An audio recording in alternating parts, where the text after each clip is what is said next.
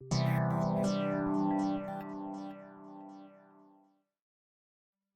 overall goal of this procedure is to obtain a three-dimensional reconstruction with depth of field recovery of a thick biological specimen using convergent beam scanning transmission electron tomography. This method can help answer key questions in the field of structural biology about electron tomography of thick biological specimens.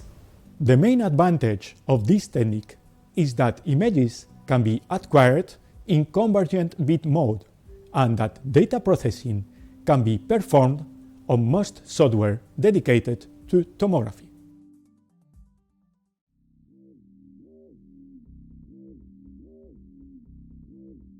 To begin preparing a cell culture sample, centrifuge the sample at 5,000 times G for 5 minutes.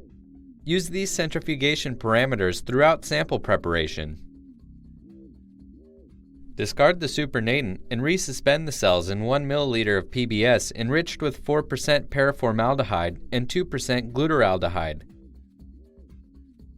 Incubate the suspension for 30 minutes at room temperature. Centrifuge the mixture, discard the supernatant, and wash the pellet 3 times with 1 milliliter portions of PBS.